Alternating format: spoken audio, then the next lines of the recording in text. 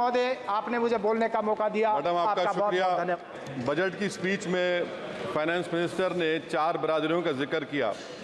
भारत की सबसे बड़ी अक़लियत मुसलमान है, 17 करोड़। मैं हुकूमत से जानना चाहता हूं कि क्या 17 करोड़ मुसलमानों में गरीब नहीं है, नौजवान नहीं है, किसान नहीं है, ख़वातीन नहीं है? वतन अजीज़ में सबसे गरीब मुसलमान है, सबसे ज़्यादा नाखवानगी मुस्लिम ख़वातीन में। AIDS और PLFS का डेटा ये बताता है कि मुसलमानों में सबसे कम असासे हैं और कंजम्पशन लेवल दूसरे मजहबी ग्रुपों के बनिस्बत सबसे कम है। तालीमी इदारों में मैडम 15 और 24 साल की उम्र में भर्ती एनरोलमेंट में मुसलमानों की सिर्फ 29%, शेड्यूल कास्ट की 44%, हिंदू OBC के 51% और हिंदू अपर कास्ट की 59% है। हायर एजुकेशन मुसलमानों का एनरोलमेंट सिर्फ 5% है। PLFS का 2018-19 का डेटा वेज एम्प्लॉयज बताता है कि मुसलमान 22% थे, 2022-23 में 15% हो चुका है। सेल्फ एम्प्लॉयमेंट में मुसलमान हिंदू सिख से ज़्यादा 58.4% है। रेगुलर वेज एम्प्लॉयमेंट में सबसे कम मुसलमान है 15% और कैजुअल लेबर में सबसे ज़्यादा मुसलमान 26% है। तो मुसलमानों का शेयर रेगुलर एम्प्लॉयमेंट में लॉस हो रहा है एम्प्लॉयमेंट का। मुसलमान नौजवानों का ना रोज़गार मिलता है, ना तालीम के मौक़े, ना हुकूमत उनको कोई तरबियत सहूलत दी जाती है। मैं मोदी हुकूमत को एक मुसलमानों का एक अछूत बना दिया है, ना कोई सियासी नुमाइंदगी है, ना मुल्क की तरक्की में इनका कोई हिस्सा दिया जा रहा है।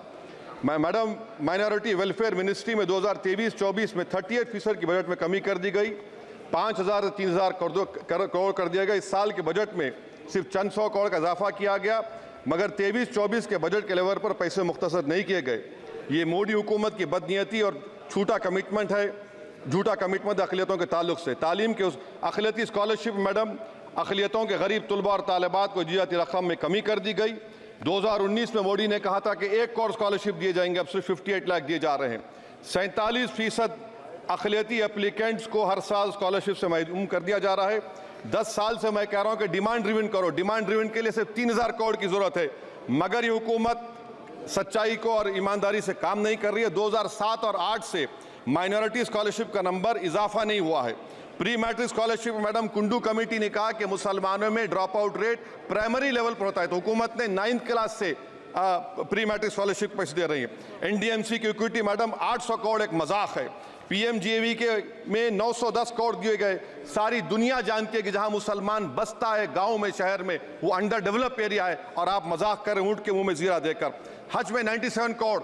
हज कमेटी एक रुश्वत का मरकज बन चुका है। प्राइवेट टूर ऑपरेटर्स के एक लाइसेंस के लिए पैसे देना पड़ता है, बिल्डिंग सिलेक्शन के लिए पैसे देना पड़ता है, मीना मुजदलफा में कंपनी के सिलेक्शन के लिए पैसे देना पड़ता है। मैं हुकूमत से मुतालबा करता हूं कि ख़त्म किया जाए और CBI से इंक्वायरी करवाई जाए। मोदी हुकूमत को अक़लियतों बिल्कुल मुसलमानों से नफरत को ख़त्म करना पड़ेगा। मुसलमानों को उनका दस्तूरी हक मिलना चाहिए। आप कैसे विकसित भारत बनाएंगे अगर 17 करोड़ मुसलमान नफरत करेंगे? मैडम, पूरी स्पीच में फाइनेंस मिनिस्टर के बच्चों का जिक्र नहीं है। आज हमारे देश में 66 लाख बच्चे रोज भूखे सोते हैं। 46 मिलियन बच्चे स्टंटेड हैं मेल न्यूट्रिशन की वजह से।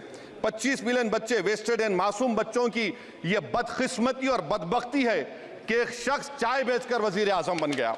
LTC long term capital gain tax madam was decreased from 20 to 12.5%. However, the indexation benefit has been removed and won't apply to any property purchased after 2001. This will be detrimental to the growth of real estate, limit household capital formation and impact employment generation in construction sector.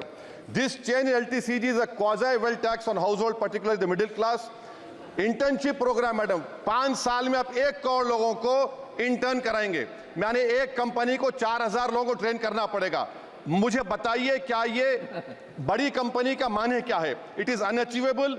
Will it be based on market cap, revenue, employ size? May be prime minister Modi is saying to Agniveer to do internship after 4 years of service in armed forces. Madam, 21 billion people have given up all hope and stopped looking for jobs. This brings down to 9% eligible population that is either employed or they are looking for jobs. Maybe finance minister can introduce a Berozgar tax and tax unemployed as well. No significant increase for social welfare, healthcare. It looks like Prime Minister Modi is saying देश की middle class की संपत्ति पर पहला हक हमारे alliance का है. In real terms, when adjusted to inflation, the allocation of health ABPMJ has declined. Modi is saying he said heal in India during G20. The reality is India is hurting. Madam, this government wants to increase FDI from China. Is the Prime Minister not concerned that our armed forces cannot patrol 26 patrolling point out of 65 in Ladakh? Maybe the Prime Minister wants the Chinese monopoly Indian markets. Import from China have crossed 101 billion 2024. Prime Minister Modi says Khelo India, but in reality the budget has shown that Modi government policy is Jhelo India. गरीब, middle class, farming, city dwellers, men and women, सब मोदी को झेल रहे हैं. Madam, in the current financial year, in February 5th, 15,993 MSMEs have been closed. Total MSCs closed have 35,680. Andhra Pradesh bifurcation. This parliament passed a law. For last 10 years, Modi government has shown their intellectual dishonesty in not giving ITR, IIM, Bayaram Steel Factory, Railway Ko Khadipet, recognition of Palmaru as National Irrigation Project. This shows intellectual dishonesty of this government. Madam, I end my speech by quoting a famous poet, and I'm amending certain verses. 133 crore इंसानों, जिंदगी से बेगानों, सिर्फ हुक्मरानों ने हक तुम्हारा छीना है. खाक ऐसे जीने पर ये भी कोई जीना है. बेशऊर भी तुमको बेशऊर कहते हैं. सोचता हो ये नादान कैसे हवा में रहते हैं. 133 करोड़ इंसानों, कब तक ये खामोशी?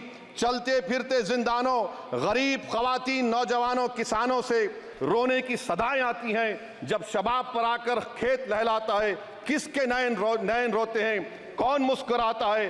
काश तुम भी समझो, काश तुम भी जानो किस कदर भयानक है जुल्म का ये ढब. देखो रख से आतिश आहन देखते ही जाओगे, होश में ना आओगे. और अनएम्प्लॉयमेंट पर अभी बोला गया नौकरियां दे रहे हैं, तो शायर ने इनके बारे में अच्छा कहा कि फूल शाखों पर खिलने लगे तुम कहो, जाम जिंदों को मिलने लगे तुम कहो, चाक सीनों के सिलने लगे तुम कहो. इस खुली झूठ को, जहन की लूट को मैं नहीं मानता, मैं नहीं जानता. शुक्रिया मैडम.